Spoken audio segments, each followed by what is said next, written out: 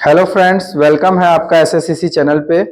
और जैसा कि आपको इसका लास्ट वीडियो लॉन्ग में आपको मिला होगा वृत्त का, तो अपने लोग स्टार्ट किए हैं कि सर्कल को पढ़ना है और सर्कल को पूरा डेप्थ में पढ़ना है, बहुत गहराई से। तो जैसा कि फर्स्ट वीडियो पे बहुत अच्छा रिस्पांस आया, लोगों को भी बहुत अच्छा पसंद हुआ है। लोग हमारे मेहनत को समझ पा रहे हैं कि कितना डेप्थ में सर ने बताना चालू किया है। तो उसके लिए थैंक यू सभी को। और इसी प्रकार से आप आगे के पार्ट को देखिए। आज पार्ट 2 बन रहा है। पार्ट 2 में हम स्टार्ट करते हैं, एकदम कनेक्ट होकर के चीजों को बारीकी से सीखेंगे, आराम आराम से सीखेंगे। आज अपने लोग वृत्त के केंद्र के बारे में बात करेंगे। तो वृत्त के केंद्र को भी मैं बहुत अच्छे से समझाने का पूरा प्रयास करता हूं। तो चलिए करते हैं वीडियो की शुरुआत। तो देखिए बच्चों, जैसा कि बोर्ड पे आप हेडिंग देख रहे हैं, वृत्त का केंद्र। वृत्त के केंद्र को सेंटर भी कहा जाता है अंग्रेजी में, ठीक है। और बात उठता है कि वृत्त के केंद्र को सेंटर कहा जाता है, तो सेंटर के स्पेलिंग को लेकर कंफ्यूजन होता है बहुत लोगों को।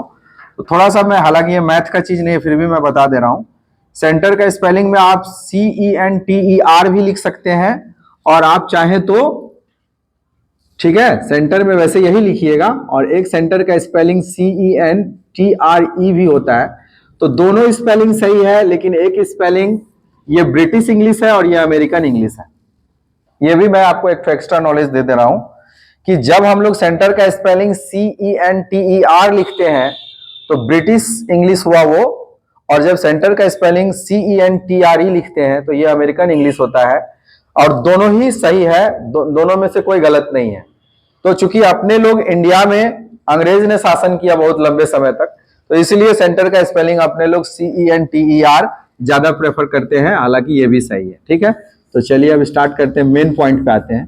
तो पिछले दिन अपने लोग वृत्त के बारे में बहुत अच्छे से समझे थे कि वृत्त एक ऐसा गोल आकृति, बहुत अच्छे से बताए थे। आज हम वृत्त के केंद्र पर बात करेंगे। तो वृत्त का केंद्र देखिए, पहले ड्राइंग में उसका परिभाषा समझिए। वृत्त के अंदर मध्य में स्थित, वृत्त के अंदर मध्य जब बोल रहे हैं तो मध्य का मतलब होता है बच्चों एकदम बीच में, एकदम बीच। हम क्या बोल रहे हैं, वृत्त के अंदर, ठीक है, मध्य में स्थित एक निश्चित बिंदु को, स्थित एक निश्चित बिंदु, वृत्त के मध्य क्यों बोला गया, क्योंकि अगर हम यहां से लाइन खींचेंगे ना, ये ऐसे लाइन खींचेंगे, अगर सपोज करिए ये 4 सेंटीमीटर का है या 2 सेंटीमीटर का है, तो कितना भी लाइन खींचेंगे ना तो सभी सेम सेम होगा। 4 सेंटीमीटर, 4 सेंटीमीटर, 4 सेंटीमीटर, मतलब वृत्त के ये जो गोल वाला भाग है, किनारा वाला भाग है, उस पर जब भी हम इस लाइन को टच कराएंगे तो सभी का सभी 4-4 सेंटीमीटर का होगा। ये अगर बीच में है तो, ये सेंटर अगर एकदम मध्य में है तो मध्य का मतलब ही हुआ बीच। और यहां से सभी जगह पे कितना भी लाइन खींचेंगे, और एक का अगर हमको पता है कितना सेंटीमीटर का है, तो सभी जगह पर उतना ही सेंटीमीटर का होते चला जाएगा बच्चों। इसीलिए कहा गया है वृत्त के मध्य में स्थित एक निश्चित बिंदु को, ठीक है। तो हम ये समझाने के लिए ये ड्राइंग बनाया अभी, लेकिन आप मेन क्या चीज पढ़ रहे हैं कि वृत्त के अंदर मध्य में स्थित एक निश्चित बिंदु को वृत्त का केंद्र कहते हैं। तो वृत्त के केंद्र का परिभाषा भी आप बहुत अच्छे से समझ पाए होंगे। और ये हम क्यों समझाएं, मध्य क्यों कहा गया, क्योंकि मध्य का मतलब ही हुआ उस जगह से अगर हम कोई भी लाइन खींच रहे हैं और गोला पे जाके सट रहा है तो सभी के सभी क्या होंगे, बराबर होंगे। सभी क्या होंगे, बराबर होंगे, ठीक है। तभी तो मध्य कहा गया ना, तभी तो मध्य कहा गया। तो क्या डिफिनेशन निकल के आया बच्चों, तो चलिए अब ये देख पा रहे हैं यहाँ पे, अगर ये पोर्शन दिख रहा हो तो ठीक है, नहीं तो मैं आगे मिटा करके छोटा लिखता हूं, ओके है। तो चलिए यहां पे लिखते हैं वृत्त के केंद्र का परिभाषा, ठीक है। वृत्त का केंद्र, तो वृत्त का केंद्र देखिए बच्चों, क्या हम बोले, हम जो ड्राइंग बनाए जिस कॉन्सेप्ट से, उस कॉन्सेप्ट से परिभाषा लिखेंगे। क्योंकि ड्राइंग के कॉन्सेप्ट से परिभाषा लिखना फर्स्ट वीडियो में ही बताए थे, वो ज्यादा अच्छा होगा कि चीजों का बहुत अच्छे से समझे हैं। तो वृत्त का केंद्र क्या बोले कि किसी भी वृत्त में, अच्छा किसी भी वृत्त क्यों लिख रहे हैं, जरूरी थोड़ा ना हम हमेशा इतना ही छोटा लेंगे, बड़ा ले सकते हैं, इससे भी बड़ा ले सकते हैं, बहुत बड़ा ले सकते हैं, बहुत छोटा ले सकते हैं। तो किसी भी वृत्त में, किसी भी वृत्त में, किसी भी वृत्त के अंदर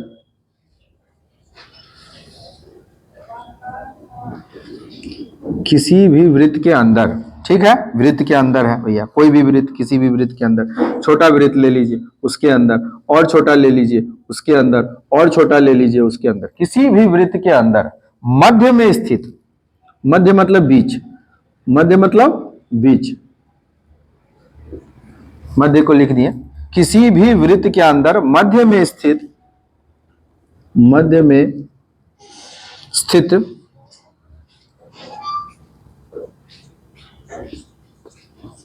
एक निश्चित बिंदु को, एक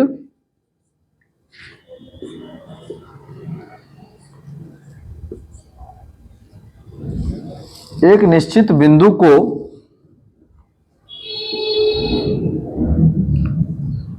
उस वृत्त का